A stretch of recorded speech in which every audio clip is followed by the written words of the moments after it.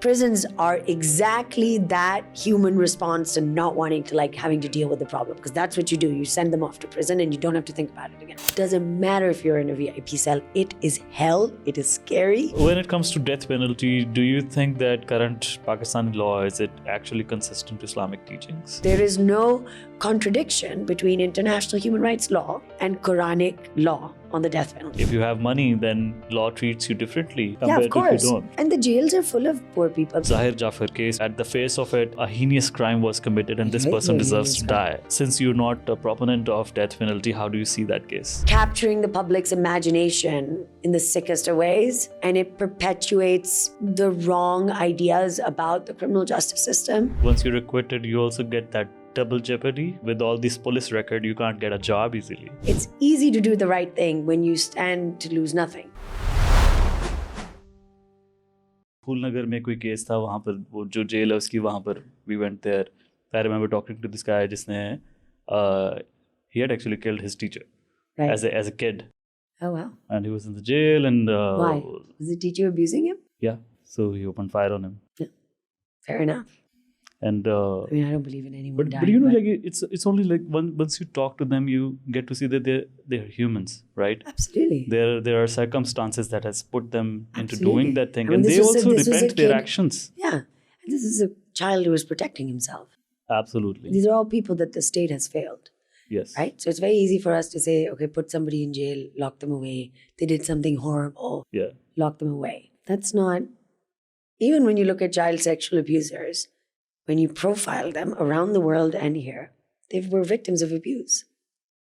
In like 90% of the cases, they were victims of severe child abuse and child sexual abuse. And that is what, it does something to your brain when your brain is developing. That kind of extreme trauma rewires the brain.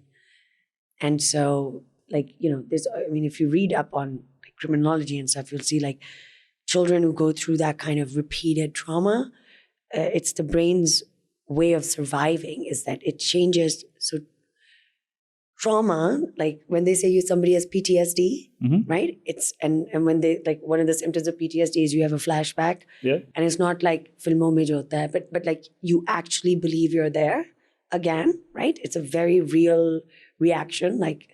And that's because your brain pathways get altered, right? And those brain pathways, those neural pathways they get imprinted, and that's where the PTSD comes from, right? So you keep reliving that trauma. So in children, they've seen children who have been repeated victims and of horrific child sexual abuse. They've had many instances in which they completely don't get their multiple personality disorder. You've developed schizophrenia because this is your survival mechanisms to disassociate from what is happening to you in that moment. Yeah. Right? Your brain, in order to survive, creates these other realities just to take you away from the horrific trauma that you're going through in that moment, right? So years later, those things don't go away if they're not treated, right? And that's what makes you then act out to other children. That's how a lot of them rationalized it, being this is, what happened to me wasn't that wrong, or maybe this is the right way to be. Or there's so many complex ways. Yeah. And it's not okay. It doesn't make children safer for us to just paint these kids as monsters, because these child sexual abusers as monsters. Of course, they've done something horrific. But if you don't ask the question why, then you're not really interested in protecting children. Because for me, whenever I see all these people who get so riled up and it's because of the child, and I just say, well, if you want to really solve it and you ask the person who did it, what was in their history or whatever, then what happened to us wanting to protect that child too? Because you failed that child. Yeah. Right? If they were victims of abuse as well, then what about when they were kids? And in their reality, it's, when they were children, they met this unfortunate incident. A lot of times, they also don't get to address those traumas. Of course not, because if you're poor, of course. And so to now then turn around and say, you're a monster, you deserve to die, go away. I look at the child that was abused. I think that's fundamentally unfair. Even if they have committed a crime as serious as, killing someone, then if you kill that particular person as well, so you commit the same crime then. Of course. And also, it's just, I just don't think that's fair, because it's not like somebody healthy walking around, normal people who have access, who have a normal life, who have an education, they don't commit violent crimes most of the time, right? The more horrific the crime, the more likely it is that you're going to find a very damaged person. I mean, that guy, the Karachi gangster they got, the Layari ka jo bahut bada tha, he got executed later on. It's around 2016, 2017. He was like infamous. He'd killed like hundreds of people. Yeah. And then he was in jail and he gave like testimony against somebody else. And then they hung him. Yeah. And everybody was like, my God, he was a mass murderer. And and if you actually go into his life, because I was kind of intrigued by it, and I had conversations with some people, and yeah, he was a child growing up in Liari, had an incredibly unsafe and violent upbringing. And in order to survive that violence that was inflicted on him, he had to become a part of it. So how would I then turn around to somebody at 40 and say you were evil? People aren't born evil. Think about the children growing up in Gaza now, or not growing up. What do you think is going to happen to them? Yeah. And how they feel about Israelis, or what they think is with, do you know what I mean? So we understand that. We understand that the people of Gaza would have an absolute right to pick up a gun and in the most brutal way, kill Israelis. But why don't we extend that belief to anyone else who's committed a violent crime? I really want to know. And in our social settings particularly. So in cases where children have had any traumatic experience in their childhood. Yeah. And if it's not addressed, it's going to reflect later on in their lives. Absolutely. So I'm interested to know how you got into this profession. There's never been a lawyer in my family. I came from a business family. And I think I had no plans of after college, coming back and living here or anything like that. I wanted to run away, and I thought I'd run away. And then I came back to work with my father. And that was the first time I was back as an adult in many, many years. And I think I found that existence to be, it was really difficult living in Pakistan. Even if you have a lot of privilege and stuff, I found it, and I know my brothers, maybe this is the way my parents raised us, but we found it overwhelming to live in the midst of so much inequity, unfairness, injustice.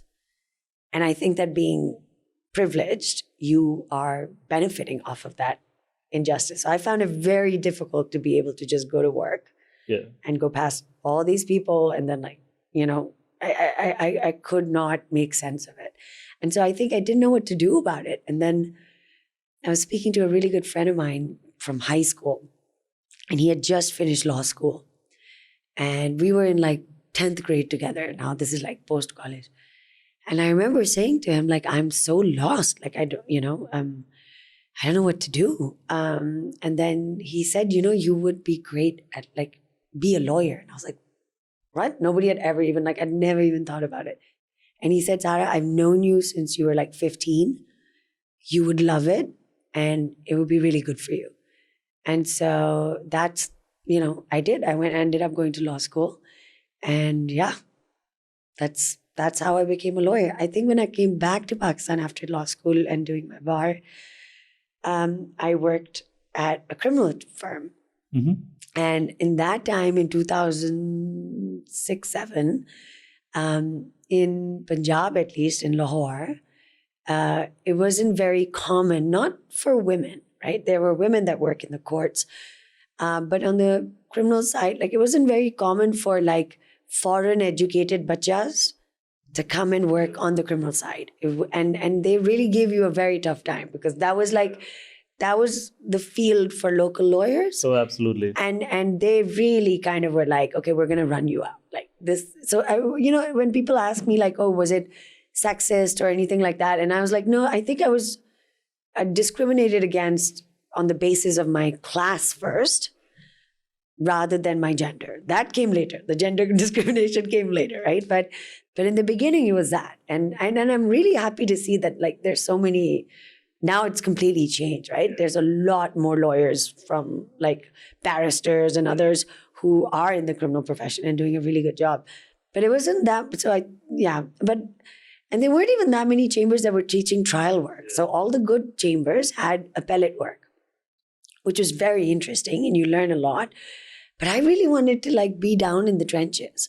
And so I bounced around a bit. But I was very fortunate to have like very good ustads for some reason. But yeah, I bounced around a bit. And then one day I also came at the time when the judicial like movement was starting. So it was like, it was chaotic Everyone was to on join. the roads. It was actually difficult to start practicing as well. So I was there September 2007 Yeah. was when like I went to the High Court the first time. And that's literally the time of the Tehreek. Like I think during that time, the High Court got like stormed. It was chaotic. You couldn't go to court all the time. And then that was my introduction to Pakistan's like legal system. Not the best time. Chaos, utter chaos. And so, it was hard to even get to learn in that environment, right? Because then suddenly the High Court is stormed and now there's a bomb outside the High Court and now the police are there. And like now your bosses are all in hiding. Like now they're all on a long march. Now they're all on this. Like it was not exciting times. But so I think like 2 years into like kind of bouncing around, I wasn't finding my fit. My parents tried to like encourage me to go to a civil chamber. I tried that. Didn't last very long, but I did learn constitutional law. Like there was one case, a hijacking case, which is really good that, I got into. But otherwise, like no civil work, you couldn't even like pay me to do that. But then I was in between jobs and my parents like staged an intervention with my husband and me and basically said, like, we spend a lot of money on her education. We don't care if she likes her job. She needs to go get a job. And if you can't make your partner get a job, then send her back because this is not like what we raised her for. So I had to like then wake up every morning very early and look through the papers and look for a job. And one of those days, I'll never forget it. I was looking through the paper and there was a letter from a prisoner on death row who was going to be executed in a week. And he was writing asking, like, his Supreme Court appeal had been done, everything had been rejected. He had 2 daughters. His wife had died of cancer while he was in prison. And he was just, and I remember reading that letter, and it was one of the most moving letters. And then I remember like shutting the paper and like going about my day, and I couldn't, everything that I was doing, I couldn't get it out of my head. So I was brushing my teeth and I thought, somebody is brushing their teeth knowing that in like by next Tuesday, they're going to die. Like what, so whatever I did, it was like, but that person is thinking that they're doing this, but they're going to die. And now I know that person is going to die. And I just couldn't snap out of it. And I ended up calling the paper. And in an hour, like his brother they happened to be from Lahore, and his brother was like outside my like home. And he said, you're going to be our lawyer. And I said, listen, I'm like 2 years out of law school. Yeah. I just got my High Court license. Like, I don't know this, but I know a lot of very good criminal lawyers. And they would do anything to get me out of their office. So what I do have is nuisance value. And I will make sure that they will take this case. And he said, no one's going to take this case. And I said, no, but like, they would do anything to get me out of their office. So I'm going to like do a dharna in their office. Don't worry. And he was right. I went to all of my teachers, right? These amazing lawyers. And they all said, nothing can be done. And then one of them also advised me, like, why are you wasting your time? This is the beginning of your career. You don't start by lost cases. And I just thought, it's not good for your reputation. And I just thought, what reputation? I don't have one. And you might be right, but how do you live with yourself knowing that a human being is going to die in a week? You're a lawyer. I would still just try. And then I went to meet my client. And that was my first time going to a prison. And that was at Yala. He was in Yala. And when you have to go see a death row client, so if it's anybody like for life imprisonment, whatever, they come to the visitor center. But when it's a death row client, you have to go into the bowels of the jail, right? And for your first time, it was insane. I think even the jail people didn't know what to do with me because I just turned up as a lawyer and I was a woman at that time, which was now a lot of lawyers, like all kinds, go to see their clients in prison. But at that time, it was considered really bad practice. Good lawyers are not seen around jails. Right? Yeah, there was all these weird things that, like, I'm so glad all of those like perceptions and those are now gone. But they were very much in place back then. So I think the jail was also like, iska kya kare? Like they had no idea like what they're gonna. So, and I had to go in and I had to like game face on. I had to pretend like this was normal. And I was petrified inside. I'd never been to a prison in my entire life. And here it is at Diyala, which is notorious. You know, it's one of the oldest prisons in Pakistan. I have to go all the way in. And I met my client. And I remember that while we were talking, because I was dressed as a lawyer, all the other prisoners on death row couldn't believe, because they knew his Supreme Court appeal had been rejected. So there was no legal remedy left, right? Yeah. So they all started so the first 15 minutes, 20 minutes, 30 minutes, they all then started like calling out my name or asking because you don't see lawyers go to that part of death row because nobody can help them legally, right? And here was somebody that was sitting down for, an hour. In those days, I could sit down for an hour. For some reason, they let me, to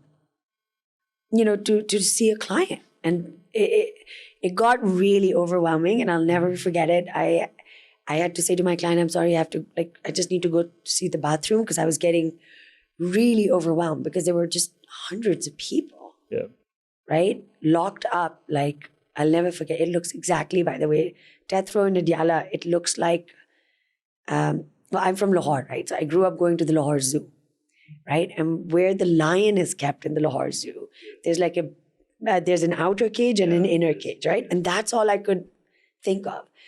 I remember being a little kid and watching that with my father. And I tried to step outside because I didn't want to see them see me, or the jail authorities see me overwhelmed. And I remember I just went out the barrack and I was leaning against the wall, trying not to cry or whatever. And I looked to my left and it was the entrance to the gallows. And because it's open, I could see the top of the gallows. And I swear to you, I still remember that feeling, like it's imprinted in my being, in my DNA now. Because there was a silence and a heaviness. I'll never forget it. I don't know, the air was different. It was heavier. And the silence was loud. I don't know how to explain it, but that's what and I just felt, I remember I had to look up at the sky because, the jail guy was there and I didn't want him seeing me cry. So I was looking up at the sky. And I just remember looking at the universe and being what am I supposed to do with this? I don't know anything about any of this. And I can walk away. I don't owe anybody anything yet. No one knows I'm here. It would be my secret that I walked away. I don't think anybody would have faulted me and be yeah, girl, you were way out of your depth or whatever. And then I just thought of, the day after I walked away and I'm at home. And I just thought I'm never going to be able to live with myself. So it's I think they call it a moment of obligation. And it was this kind of realization that I don't know what to do. I don't know how I'm going to do it, but I know that my life has forever been altered, been changed. And I think this is the thing that I'm going to have to do for the rest of my life, to figure out how to fix it, to figure out how to solve this. For a common person listening maybe right now and thinking, okay, we are talking about somebody who might have committed crimes, who might be there for justice, and the state and all the actors involved, they realized that giving a death penalty to this particular person was the right way to justice. Yeah. But how did you process that thing in that particular moment when you felt, okay, he's a criminal maybe? Yeah. So why did you feel that sympathy for him? Because I think if you sit across from a human being, And that's the difference between like the public or people that work in my field, right? When you sit across a human being and they tell you their story, you will see the humanity in them. That's just a very basic human to human contact. And it's not that difficult to see the humanity. And we were talking about like stories, right? And what people's lives have been. And I think it's very easy to see that. I am an empath anyway, but I don't, it's very easy. I mean, in fact, many years later, we actually recreated that experiment because, we do a lot of arts and advocacy and we collaborate with artists to kind of bring these experiences to the public. So we try not to kind of lecture the public, but we try to make them experience. And it's all informed by our own experiences at JPP doing this work for many years. And so this particular experience we did recreate. And it was a piece called You Can Stop This at Any Time. And you have to go into this box. And when you go in, there's like a mirror that comes up. And it's very like we're sitting, so the box is the size of where we are. And I sit on a stool and then a mirror comes up and behind it is a death row prisoner who doesn't say anything. It's a live actor. And you start hearing his story. But you are face to face and there's no one else around. It's just you and that person in that box. There's no camera. So you can behave whatever way you are. So it's just you and the actor. Yep.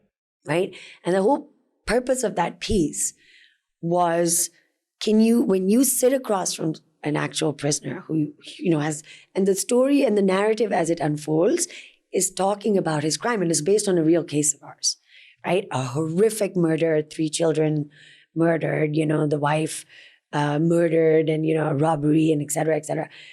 And there's like a button that like, it's called You Can Stop This at Any Time. And there's a timer, right? And it's a question of if you would ever press the button, which would stop his execution, the more you hear his story. Right.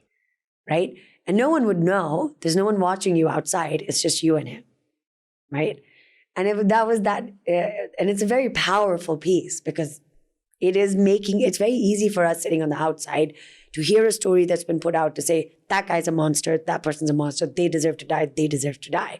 It's very hard to sit across from someone, hear their story, and then say, you deserve to die. I want you to hang next week. If you're not the victim or the victim's family, right? It's a very different experience. And if you look at criminal lawyers all over the world, they'll tell you it's the same stories. It's the same, people that end up in prison. It's people that, had very bad experiences growing up, the people that were lost and forgotten, the people that were abused, the people that are mentally ill, didn't have access to medical care, education.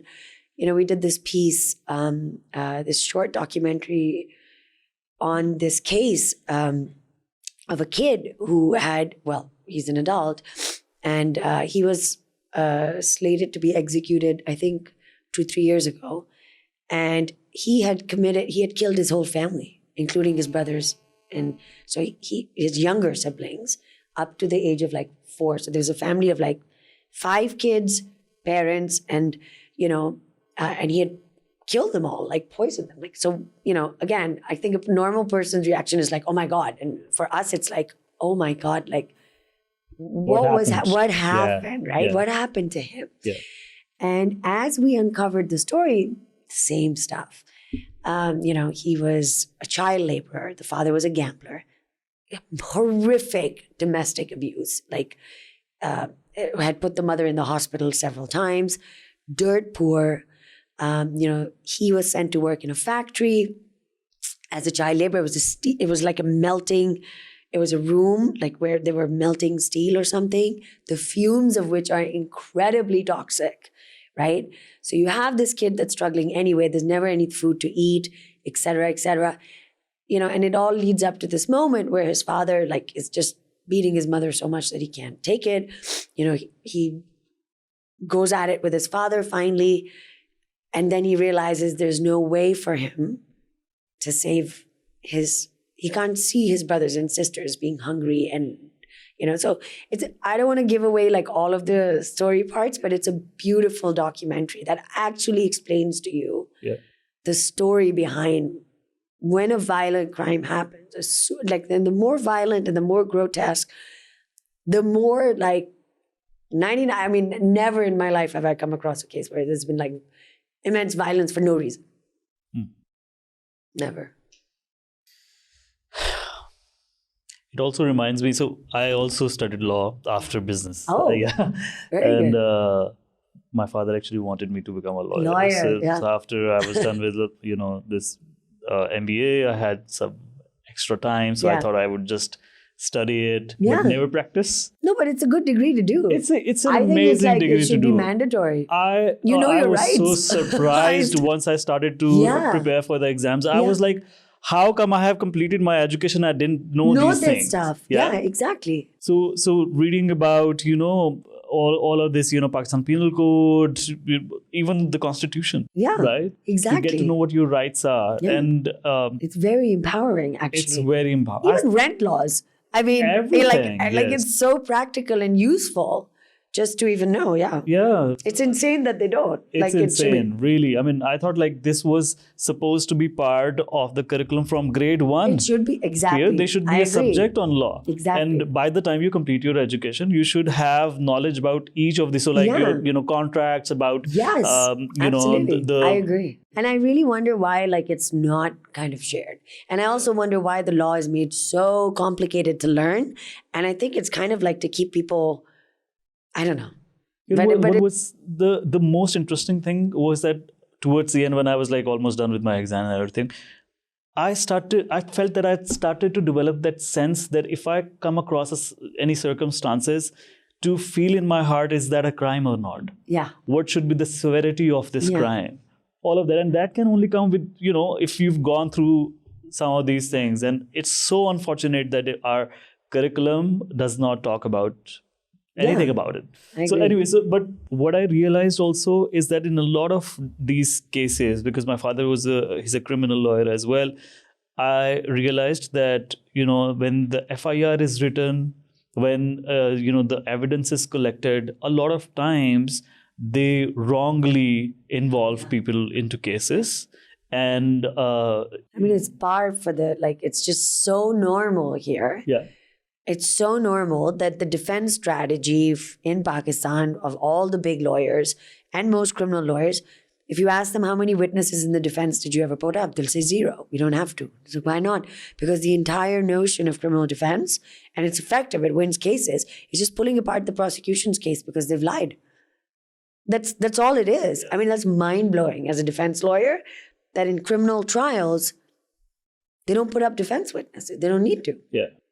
Because that's how corrupt how problematic the system that leads to the trial is, that if you just your job as a defense attorney is like you'll poke holes in the prosecution's case and it'll fall apart. And a lot of times when the case is like, let's say at Supreme Court level. Yeah. So I remember having these discussions with my father, and he would tell me that the problem was with the trial court. The trial court did not do their job properly, and by the time they're at Supreme Court level, it's already too late to go back to evidence. And so it's unfortunate, and also reminds me of this movie Green Mile. If you've watched that, I do. I don't watch death penalty movies. I don't like them, but I think I watched it before I became a lawyer, probably. Yeah. It's just that a lot of people who are innocent, they're executed as well. Of course. And that's why countries that have gotten rid of the death penalty, they've done it primarily because there were too many wrongful convictions. Yeah. And, our religion and everything that we listen to in our lives tells us that letting an innocent man die is worse than setting free 100 guilty people. But that doesn't happen. How does the data support this whole system of having death penalty? Does it help somehow to stop the crimes? No. Is there any data that supports it? Yeah, there's data that actually shows you that it does not have any effect on the crime at all. At all. It's not connected at all. But I think this is an issue that people react to. Data doesn't convince them. We use data to convince policymakers And that's much more effective. But when you talk to the public or have a discussion about it, I like to get to kind of like the heart of it. And also, it's not a death penalty conversation. It's actually, it's about like a bunch of different other rights, right? Like you might believe in the death penalty and that's fine. You might believe in it because of Islamic reasons.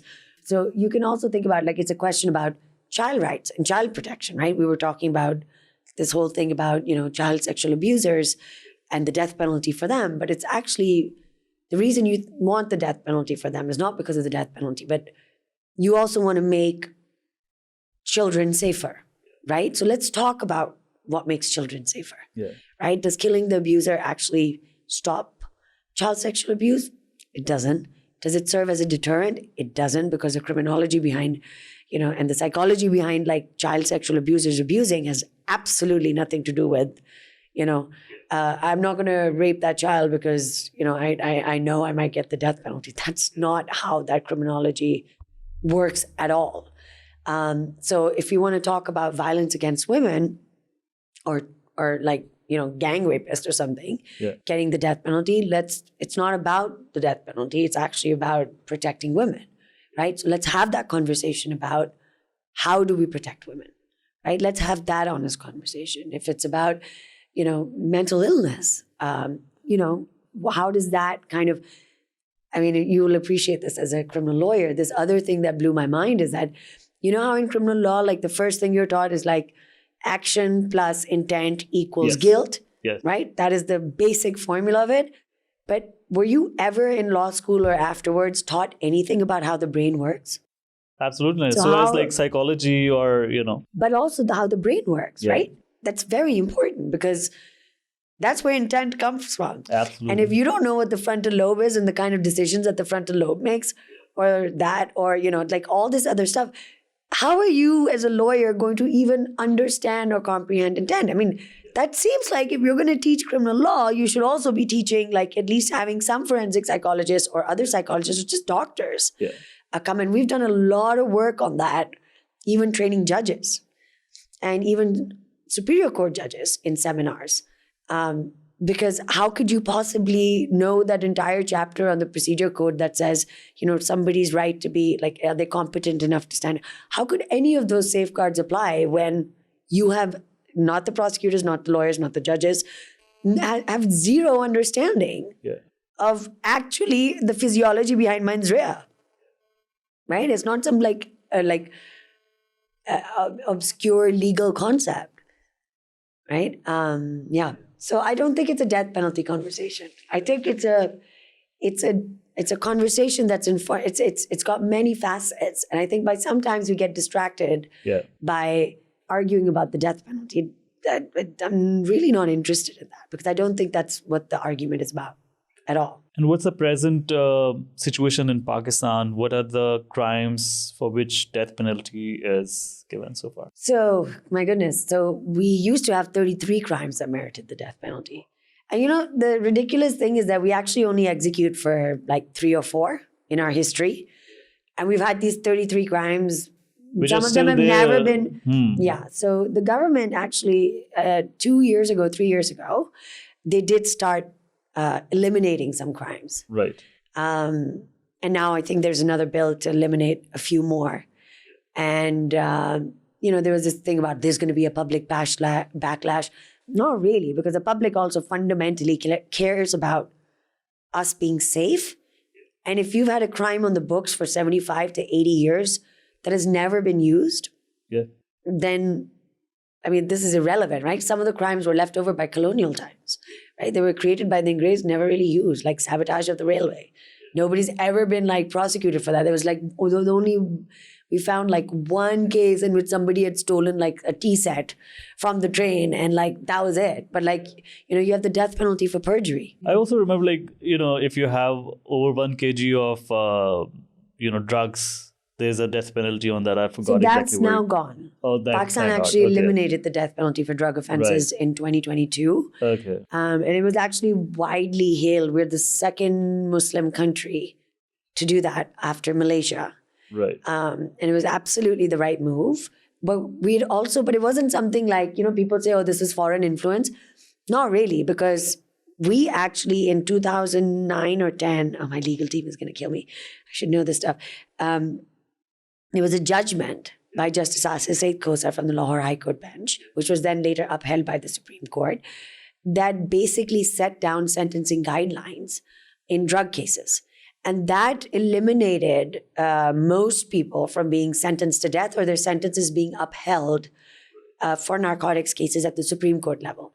So then Pakistan hadn't executed anybody, or even, forget executed, hadn't even confirmed anyone's death sentence at the Supreme Court level for a narcotics offense for like a good 12, 13 years. Right? So that's how the environment for when the moment came to say, get rid of it, it really made no difference. If people say like, oh, this is going to make people use drugs more or traffickers to sell more, like, no, it didn't make a difference in the last 12 years. You just didn't know about it, right? And let's talk about prevention of drugs. Let's talk about the CNSA. Like, who is it punishing? Who are these people?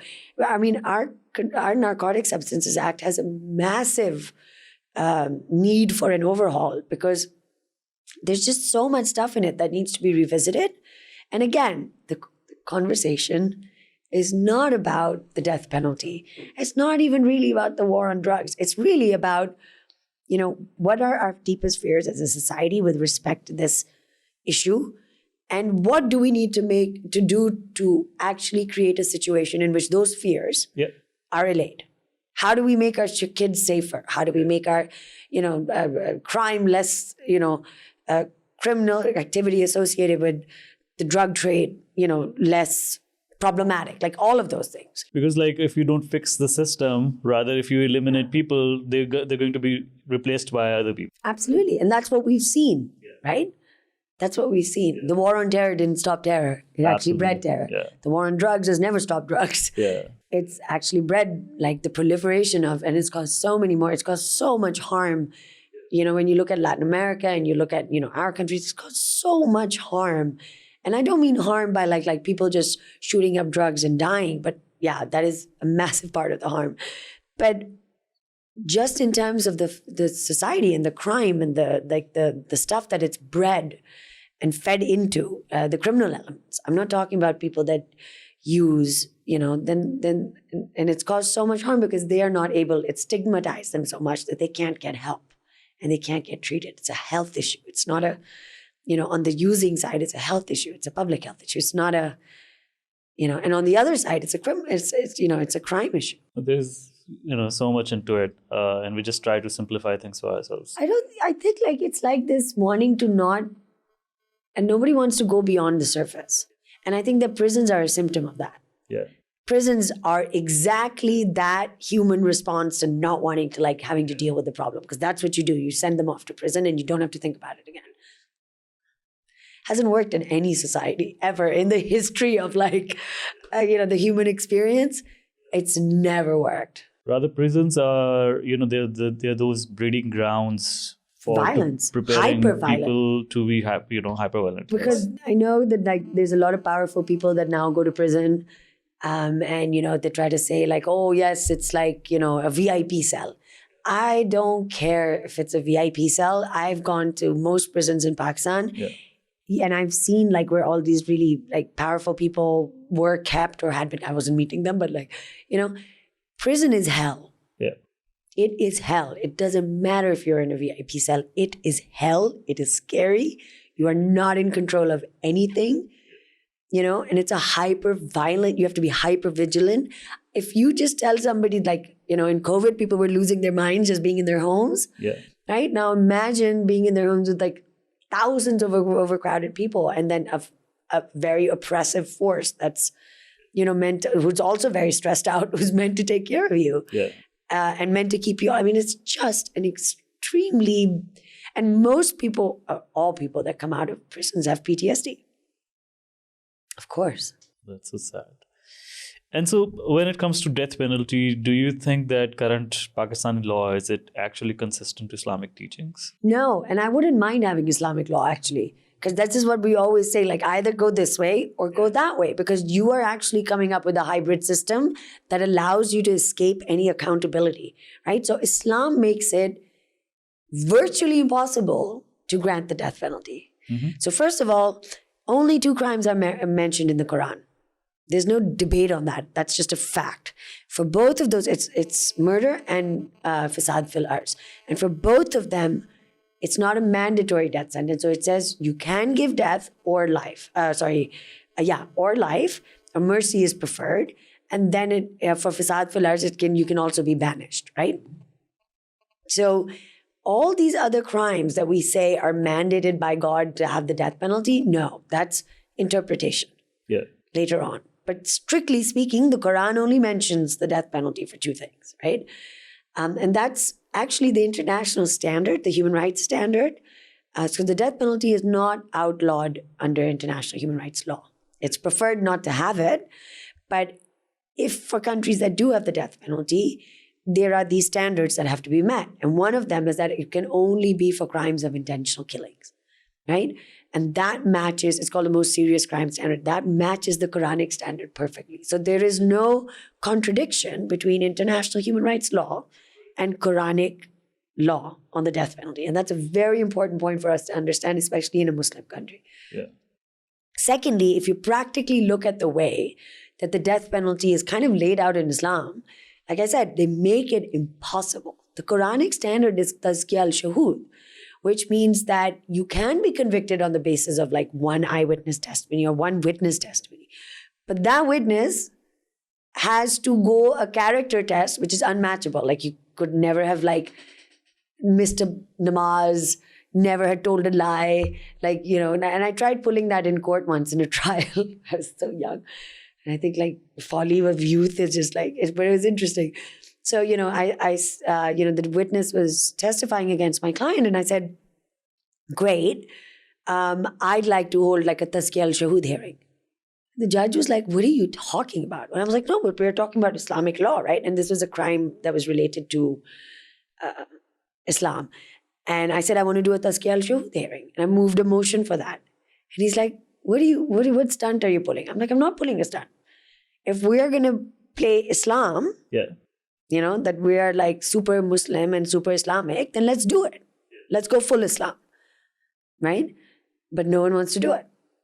They said none of these like shenanigans. I was like, it's not a shenanigan. I moved an application. I'm very serious about this, So Islam makes it because the judge knew like that you cannot match that standard. Nobody can.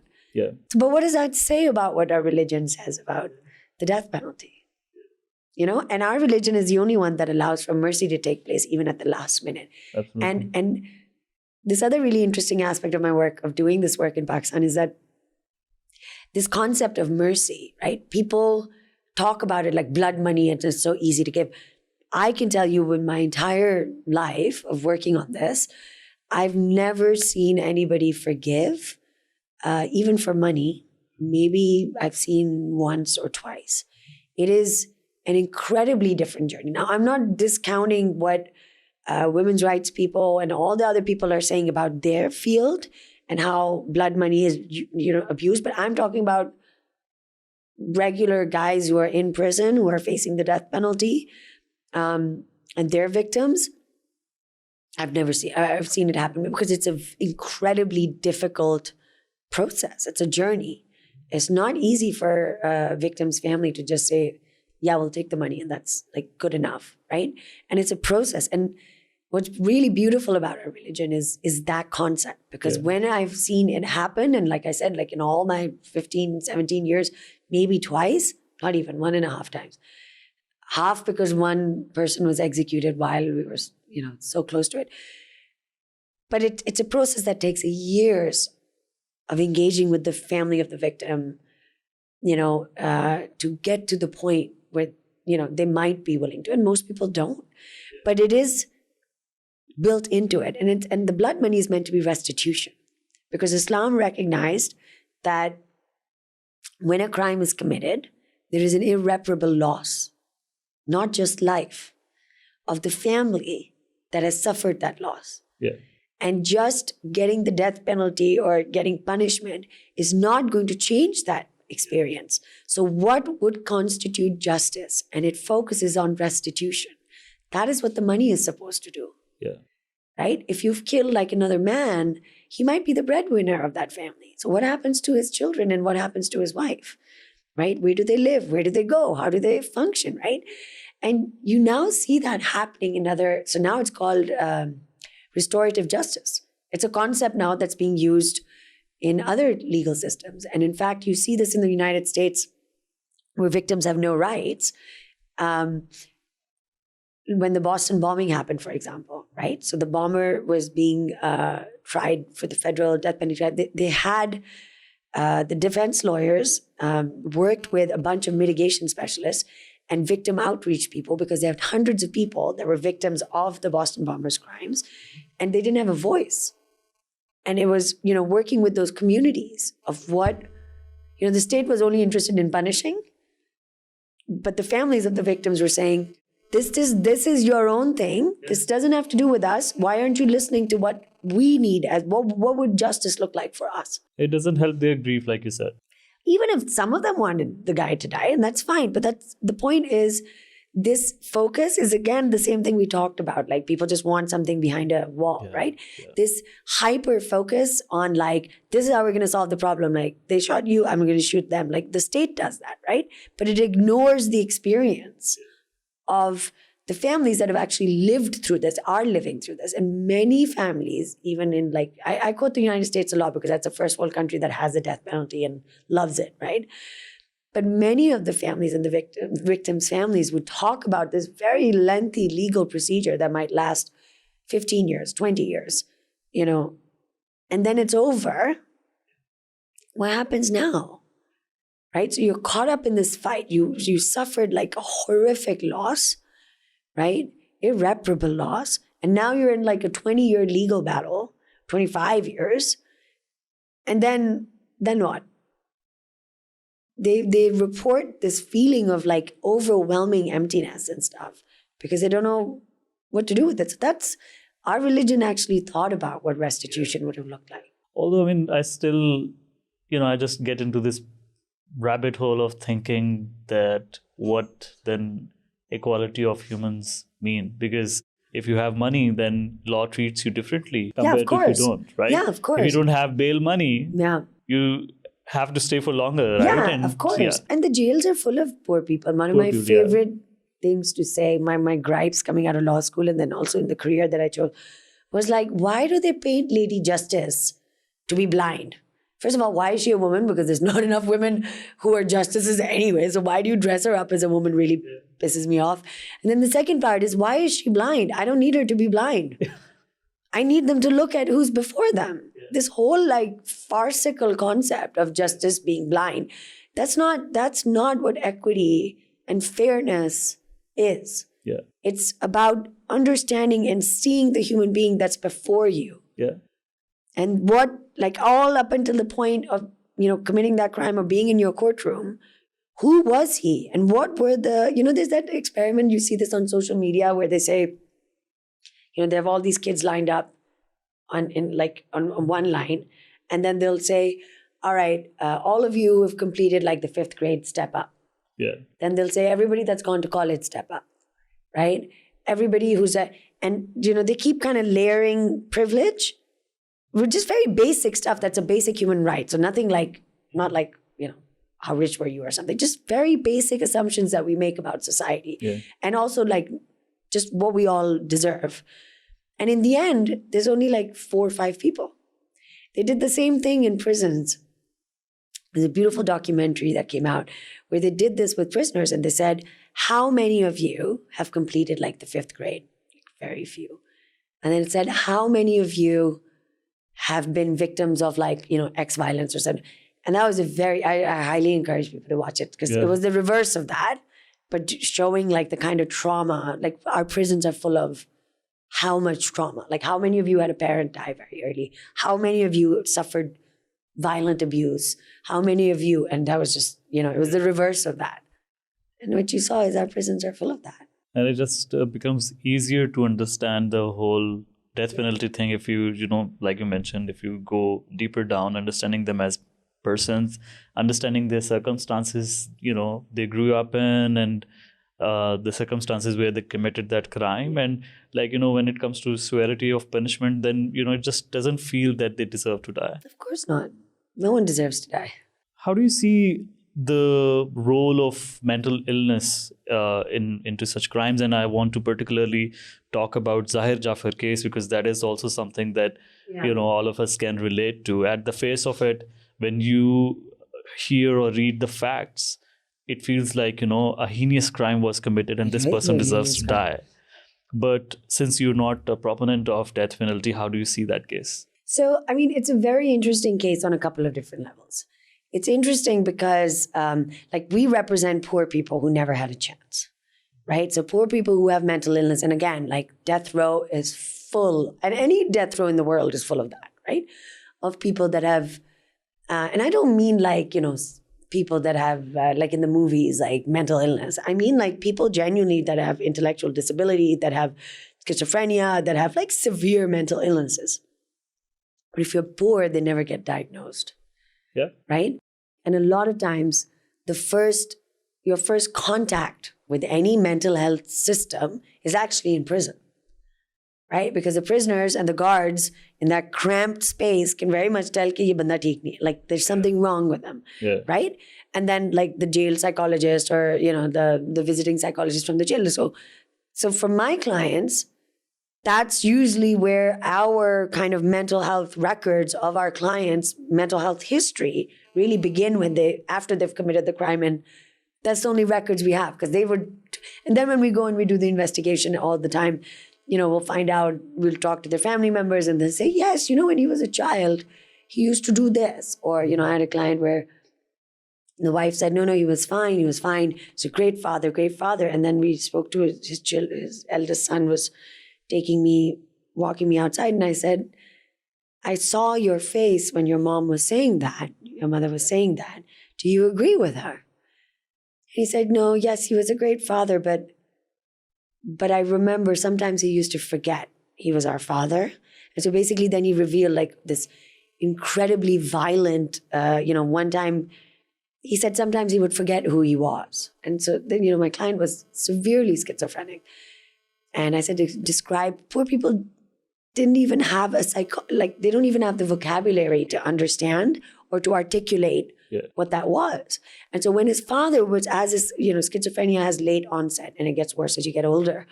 So as you'll be perfectly fine till 18, 19, and then it'll start, right? And it gets worse. And so, when he would be having these kind of hallucinations, he would lock himself in the room. And sometimes he would lock the mother in the room with him because he would be hearing voices and he would be seeing fairies, right? And one time he said, he wanted to lock, and, he wanted me to be locked. And he said, my mother was pulling me one way and he dislocated his arm. Oh. That's how hard he pulled his child. So that was, so this case is interesting because it is the opposite of most of my clients' cases, right? You do have somebody who comes from a lot of wealth, but that also means a lot of medical records and a documented medical history, right? I don't like these kind of cases because I think they're so sensational. And then when you have wealthy people with privilege in it, it just becomes a perfect storm of capturing the public's imagination in the sickest of ways. Yeah. And it perpetuates the wrong ideas about the criminal justice system and people that actually do deserve mental illness. So, and I think that this case is very problematic because of that reason. We worked really hard for over a decade to get to the Safiya Bano judgment, right? Which is a landmark judgment in our country's history that upheld the rights of and safeguards for those who have, any kind of, and again, these were things that were already in our law, in every criminal justice legal system, but they've just been forgotten, right? Yeah. And so, Safiya Bano was the Supreme Court reiterating all of those safeguards and procedures that are in place in the criminal justice system, in our criminal justice system, to ensure that they don't, try somebody that does not understand the trial, cannot partake in it. These are safeguards that exist for everybody, and they really needed to be there. And they needed to be re-remembered, right? And then this case happens. And because of all of the various elements in it, right? Like the hyper-violence, the abuse of process, and I don't mean abuse of process in terms of the court's process, but like the abuse of power, privilege, all that kind of stuff. People just forget, so that person is demonized. I'm not commenting on rightly or wrongly. He's a monster. And then that just means that like all of the criminal justice process just goes out the window. Mm-hmm. We tend to think that, yes, people with, I don't know, I've never defended rich people, so I don't know what that's like. I've never been paid for a case, so I don't know what that's like. But I can tell you that our criminal justice system and our prisons are full of actual people that are poor, that deserve those protections and those safeguards. And what annoys me about this one case and the public's imagination and the media and everybody involved in it is that it always gets used to erode any of those safeguards. Yes. And I don't care if it's somebody who's rich and committed a violent crime. They still deserve those safeguards. And what I can tell you from having looked at just the case documents, not court documents, nothing, I'm not privy to any information. I'm not in touch with their family. I have no knowledge of the case outside of what's public. I mean, the most basic due process was not followed. You can't wish away the fact that this person didn't get a hearing on mental illness. You can't wish that away. You can't ignore his medical, like if there are medical records, you can't just, Safia Bano very clearly states that a judge cannot make that distinction. He has to refer it to a doctor. That was not done at trial. Mm-hmm. And now they're using the Safia Bano safeguard on the other side, which is that the jail is like, at his mercy petition stage, having it examined by a board.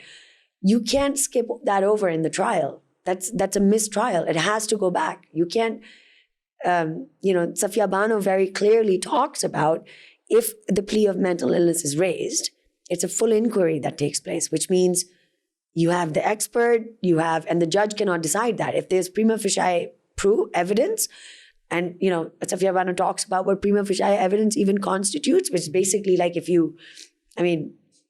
for my poor client, it was like a chit from a doctor from 20 years ago that just had prescribed one piece of medication, right? And the Supreme Court said that the trial court was wrong to dismiss that. Right. Even that one nuskha should have been investigated, right? And that's with the mental illness, right? You can't see it. Right. And but also let the process take place, right? Both sides have to lead evidence. Both sides get to discredit. It's uncomfortable, but it's there because it protects these thousands of other people. Yeah. It's infuriating that, and a lot of times, you talk to people, whether it's policymakers or other, the public, and they'll be like, but that time, that person, and I'm like, don't quote me one case of like an ex-prime minister or a current prime minister, or stop. Yeah. Right? Don't quote me these sensational, one-off cases, because what I'm talking to you is about thousands of people that go through the criminal justice system. So, your one case does not match up to 3,200 lives. That's like Pakistan's death row, right? It does not match to that. So you don't get to use that one time for a pass on due process.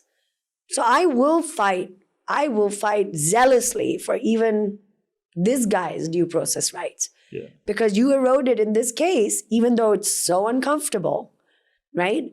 You skip over those parts in this case, and it's I care about those 3,000, 4,000 other people. You're right. I mean, I also feel that, a lot of these high profile cases, they are driven by public pressure and perceptions as well on the media and everything. So in Zahir Jafar's case also, I'm sure it's just the public pressure for which it's public outcry. Yeah. I mean, you had the prime minister at that time.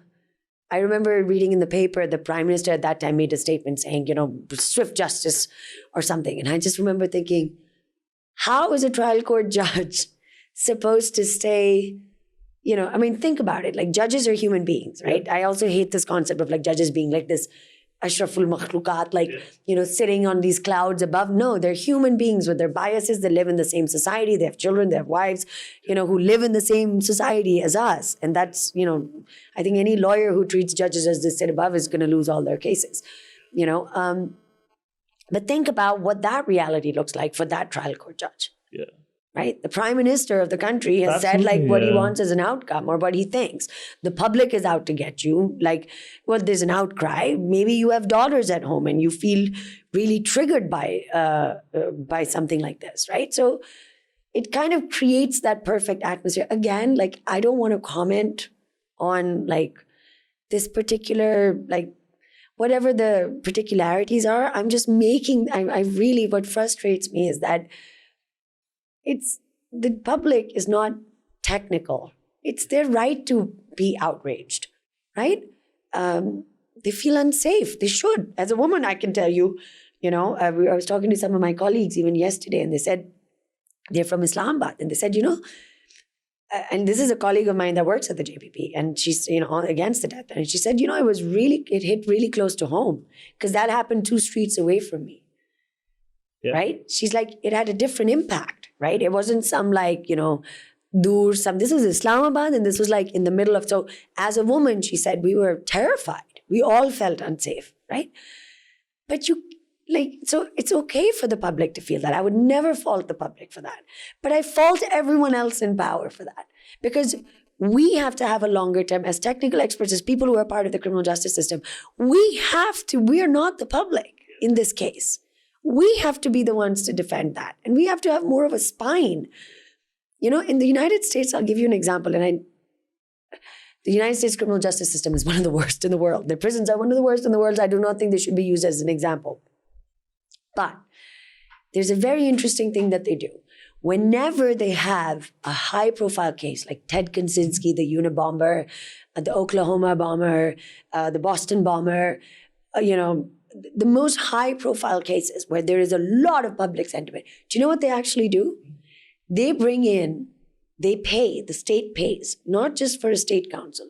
They pay for the best legal team to come and defend those guys. And right. I know it because those were my teachers. Like, and I used to ask them, I said, how come you guys have done like every big case? They've even done like the Boston bomber case. I said, why on earth do you get to represent? How did they let you? They said, no, they bring us in because, and they give us the most amount of money in those cases because they want, when they get that conviction, they want to say that we didn't make a single mistake. We didn't cut a single corner. Yeah. That the public outcry didn't make the process. In fact, they're more obsessed with the process in those high-profile cases because they want to show when they convict that person that we did it the right 100%. Amara is like the opposite. You're right. I mean, it should be the process, and such high profile cases should also set the precedence so that, like you mentioned, the thousands of poor who would go through the same process, they needs to have that justice. Exactly. So talking about your organization, and I can see that you're very passionate about the work that you do. Take us through what exactly your organization is trying to achieve, and what policy gaps do you see that you're trying to address? Our vision or our mission statement is that we represent Pakistan's most vulnerable prisoners facing the harshest punishments at home and abroad. And, that kind of encapsulates what we've set out to do, right?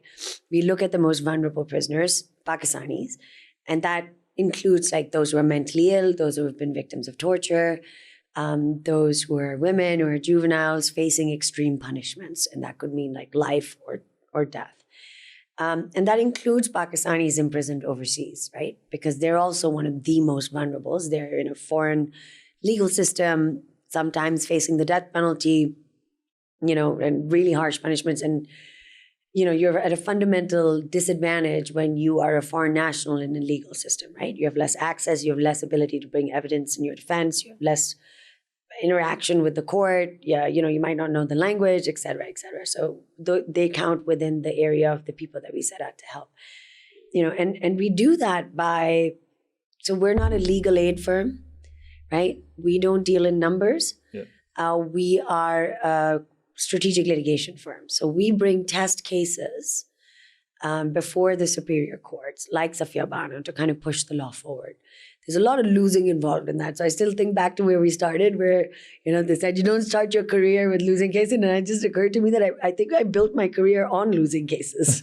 That's what strategic litigation is until you finally win one. But winning is not necessarily the objective of strategic litigation. right? Because a lot of times that objective is met by igniting a public conversation around that issue. Yeah. Or showing a systemic problem that exists, or a pattern that exists. And sometimes that leads to policymakers. You might lose in court, but policymakers actually take notice of it, and it's, leads to an actual change. So yeah, I think I built a career on losing cases. But so we do that through strategic litigation, and then we have a policy team as well. A policy and advocacy team is what we call it. And their job is to engage with domestic stakeholders, so the parliament, both houses of parliament, parliamentarians, provide technical advice to federal and provincial ministries, liaise with and work with the national commissions, and their full-time job is giving those policy, strategic policy interventions to the decision makers.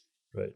A lot of times the magic in our advocacy is actually bringing a whole range of the decision makers together who don't actually sit together ever, right? And you'd be surprised at how much more,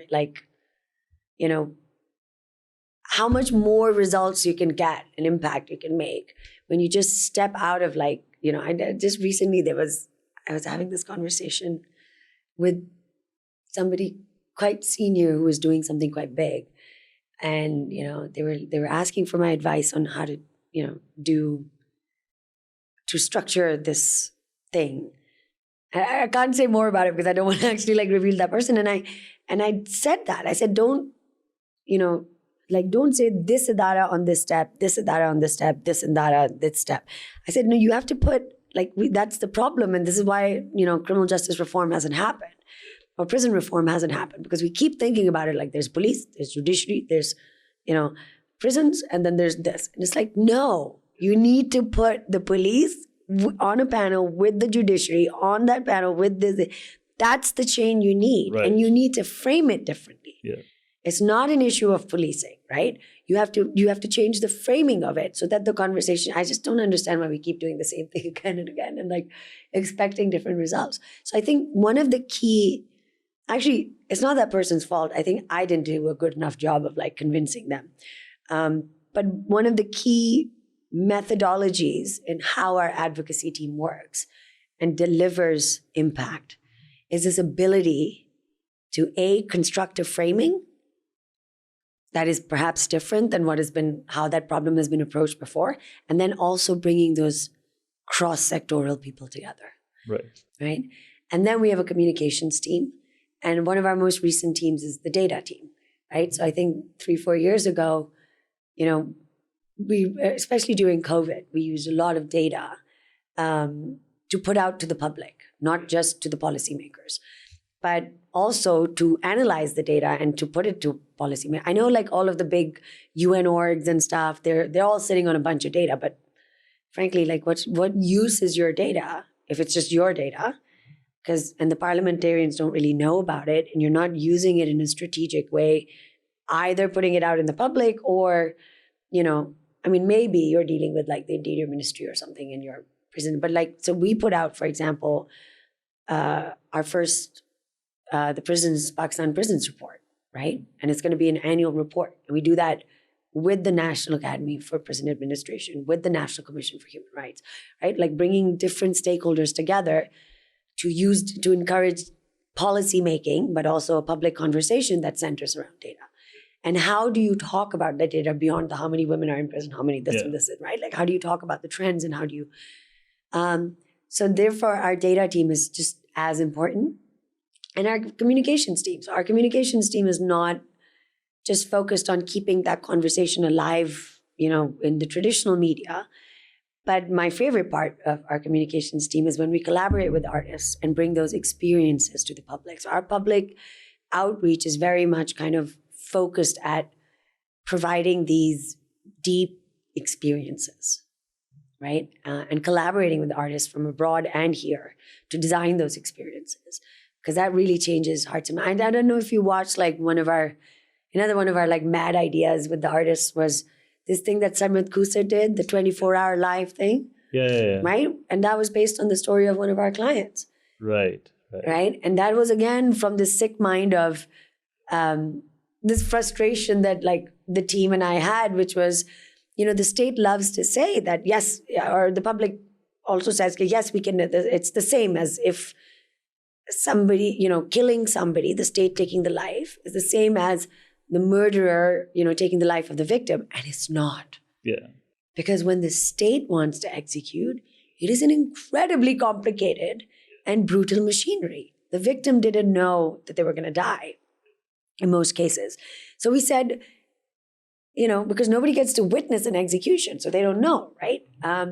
And so we put Sarmad in 24 hours and we created a set, and he was in a prison.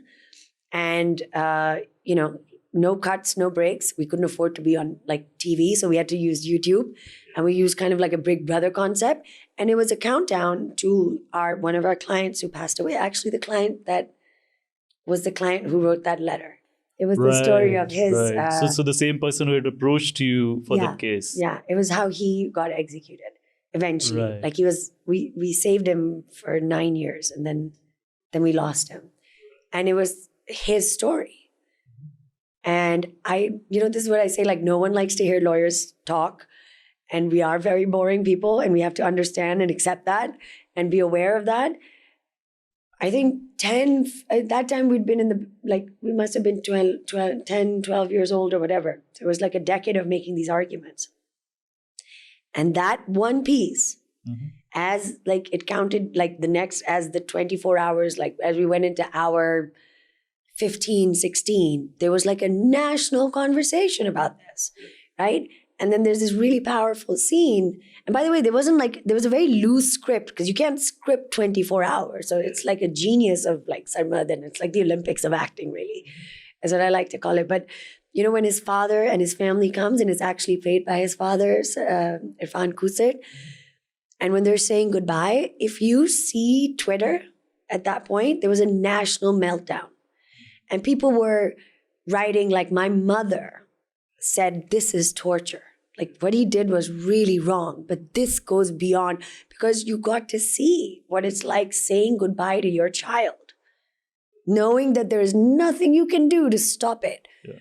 It's saying goodbye for a child to say goodbye to their father, knowing on this day, in a couple of hours, he will die and there's nothing I can do. That child didn't commit that crime. Why are we doing that? Yeah. How are we any better than that human being, whatever action they did in their worst moment?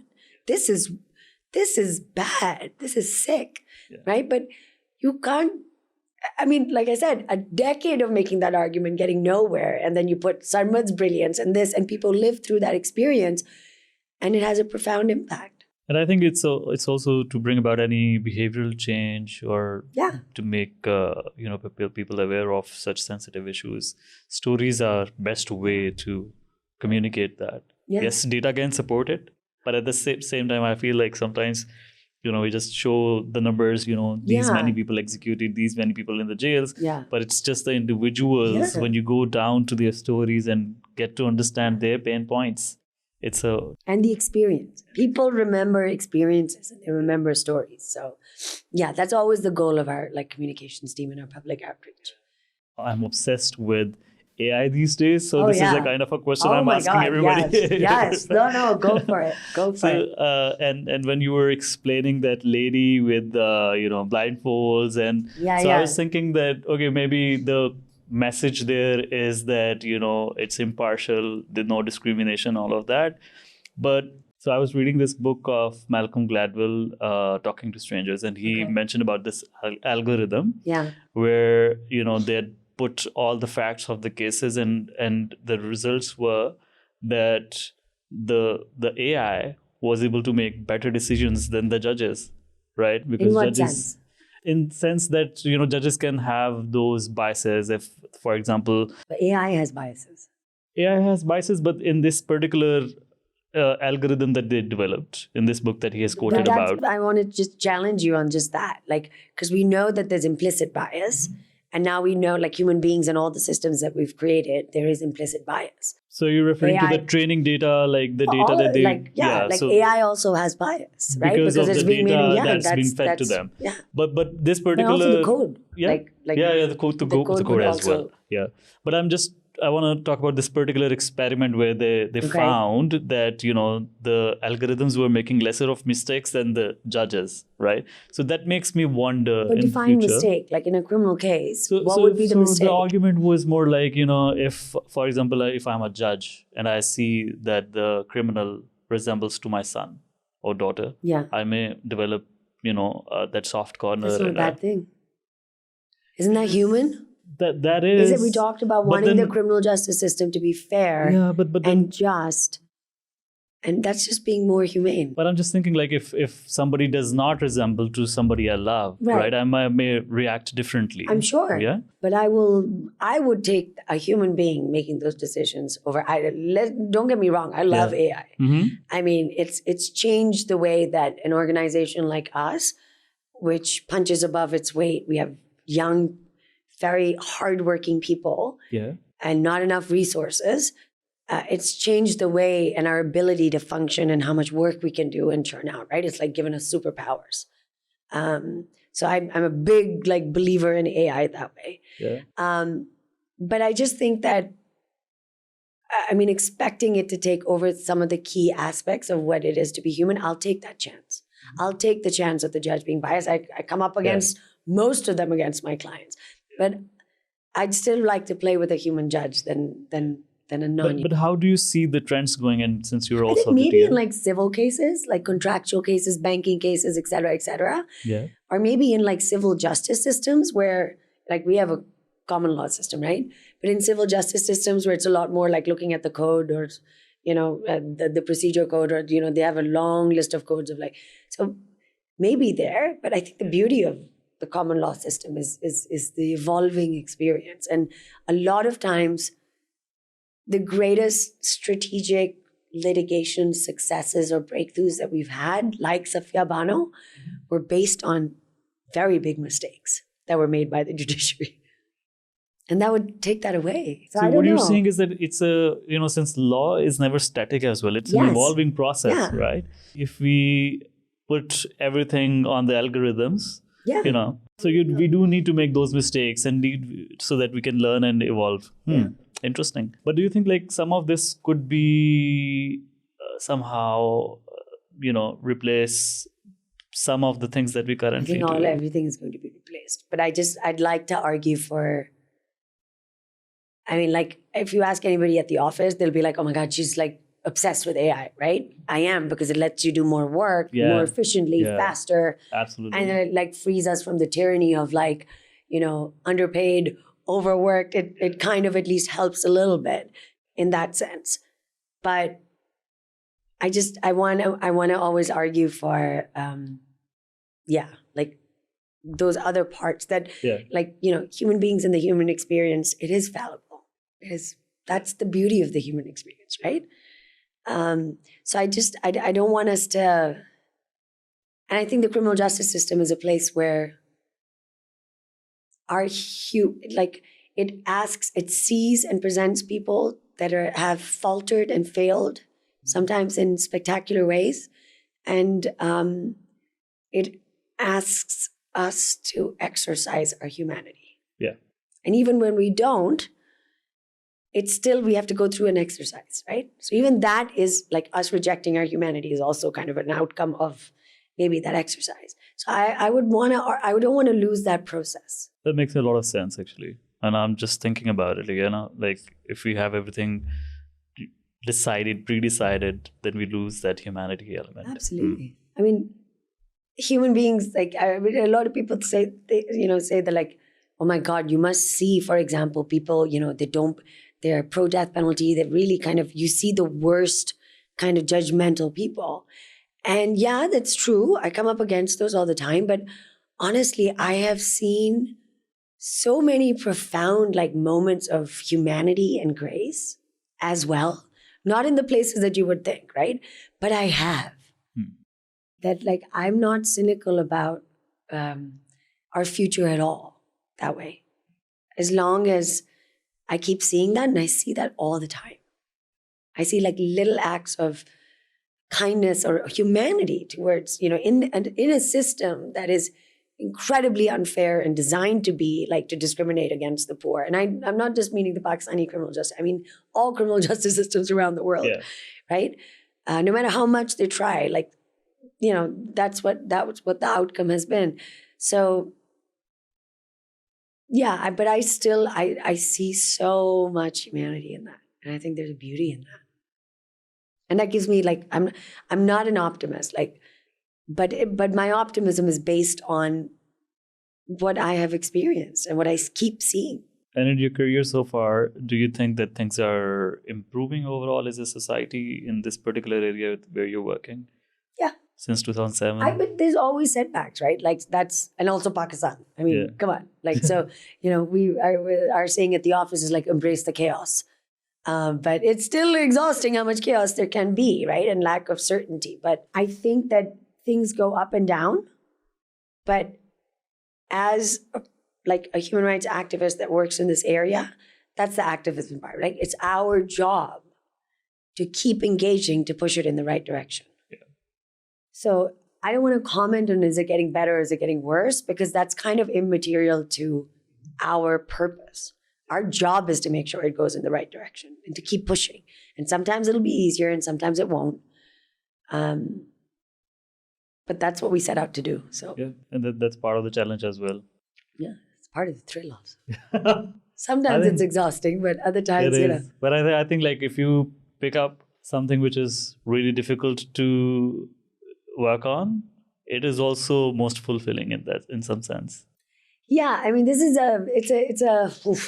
it's a strange. I mean, the first 7 years of this 2009 till 2013, my math is really bad. What is it? 4 years? 5 years? 5 years. 5 years. There were no executions, right? So it was like a really lovely way to kind of be in this field and to stay motivated while you're learning. So I look at that as like the universe is like grace period for JPP to kind of learn its craft and to hone its skills and stuff. But then when the moratorium was lifted, it was devastating. It was traumatic. It was devastating. It was horrific.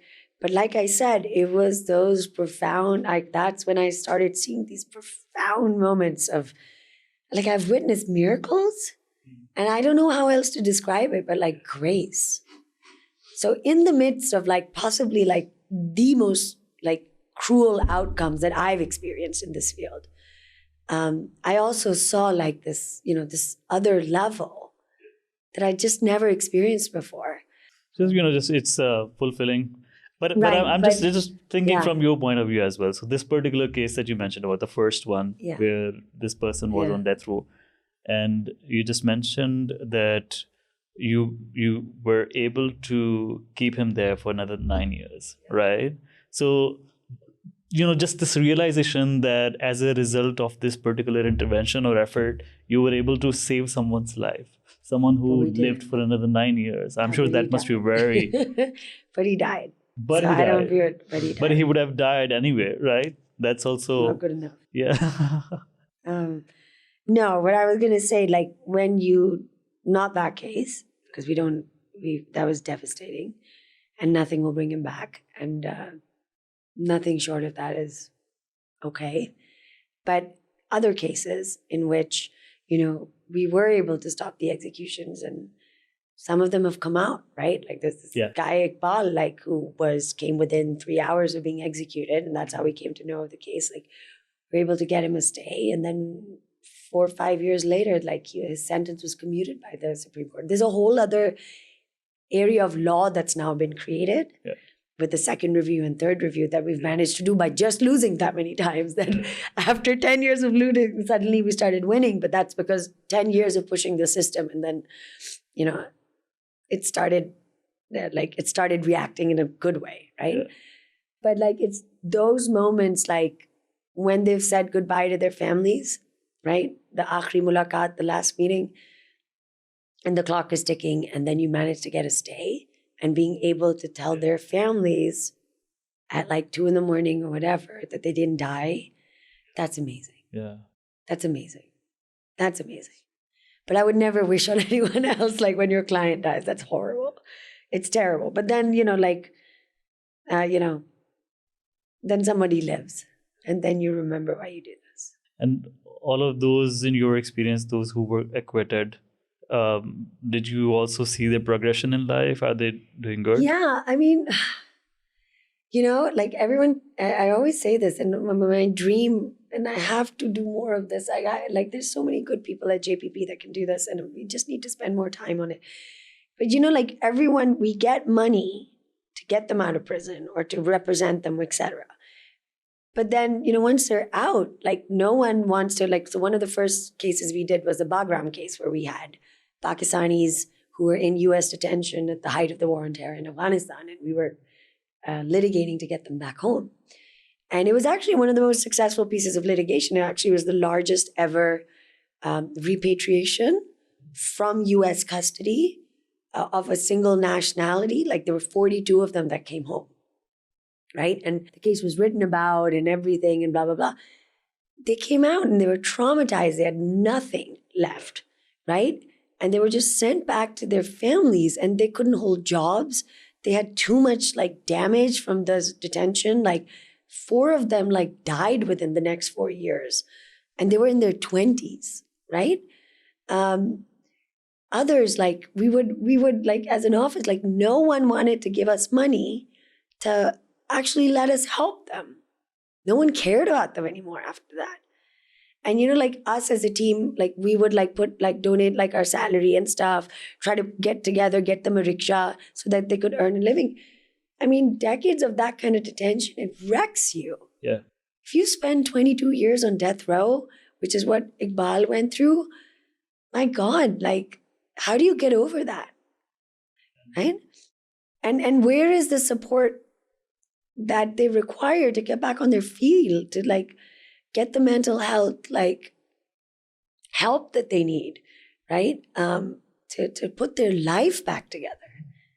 Unfortunately, we don't. So we have somebody at JPP who comes from that community, and it's one of his dreams is to set up a rehabilitation center, just like a halfway house between prison and going back home.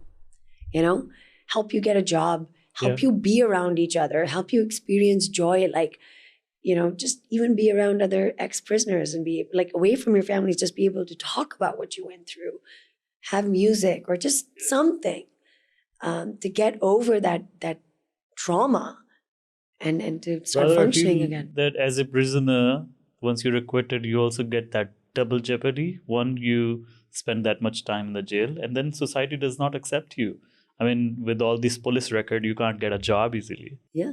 I mean, this is what happened to our Bagram clients. They were like on Schedule 4 for like 4 or 5 years, and they couldn't hold a job because they had to report to the thing every Friday. And if your job person, like finally your employer asks you, like, why are you going somewhere on a Friday? Then eventually you have to tell them. They'll be like, why would I give you this job, right? So there's no way out of it. And we had to litigate for years individually to get them off of Schedule 4 because it was like, what are you doing, right? And so that's like, there needs to be a lot more work done on that. And it makes me a little frustrated that it has to be like us. Yeah. It shouldn't be. Yeah. Right? I hope maybe there's somebody listening out there who's interested in doing this work and will help and support you do the work. But like, yeah. I mean, I think like there's so much that needs to be done. And even like with the prisoners, I was just thinking, the coercion that they face, during the investigation and even afterwards, these are like torture. Let's just call it for what it is. Yeah. And a lot of physical abuse, but good stuff there too. We passed a law. Yeah. A lot of lawyers are using it. It's not a perfect law. The system is still kind of fighting it, but I mean, it's incredible that Pakistan has a law, right? That can hold public officials to account for torture. But it's like the early stages of that law being, I mean, I was in a courtroom the other day and it was amazing, because sometimes you think you advocated for this thing and it wasn't perfect, but it happened and great. That was great. But then, how many complaints of torture have actually been successfully investigated? And so we were feeling a little bit down about that. And I was in the high court for a case. And like the first 10 cases were all of people suing using that law. Right. And I thought, here I was like getting depressed, thinking like, ugh, like all of that effort, all of this big moment building up to like this happening. But what was the point when the system isn't changing and stuff? And I'm like, look at these amazing lawyers just, ripping the system to shreds. But that is the process, right? Like that is the law work. Like that's how it gets refined. That's how the system will have to respond. Yeah, it's good to see that things are, owing. It's always like, it's always a fight. But like if you signed up to be a lawyer in an adversarial system, then you signed up for the fight. Absolutely. Like at the most basic level, you signed up for a fight. So you can't hate the game. You can't hate the fight. Before we conclude, Sarah, I want you to tell us the best advice that you've ever received. I receive it. I'm a person that needs a lot of advice and takes a lot of advice. I think one of the most like,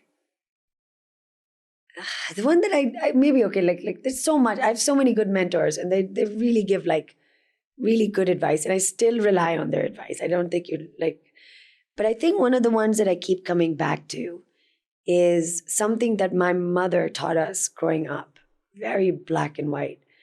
And she said, your principles only matter when you stand to lose something from them. It doesn't matter and I think so that was her way of saying that, it's easy to do the right thing when you stand to lose nothing. Yeah. But when it really matters is when you stand to lose a lot.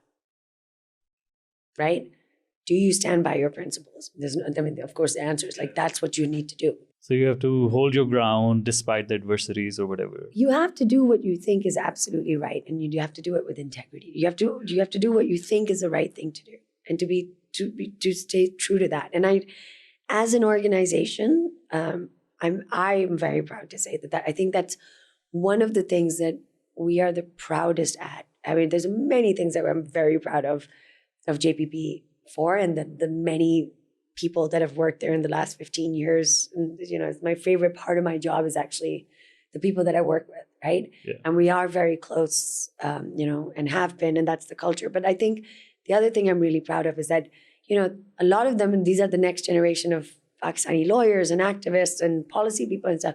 But I think a part of the JPP culture that is very much centered around this idea that you don't forget who you turn up to work for, which is at the heart of it, the people that are in prison. And that's our north. And the day we forget that north and we start making decisions that are maybe just purely based on financial or, and those are tough decisions, right? You need to be able to earn, to work and to do the work, and et cetera. But we've always, and sometimes those are at odds with perhaps what is right for our clients or the people that we choose to represent.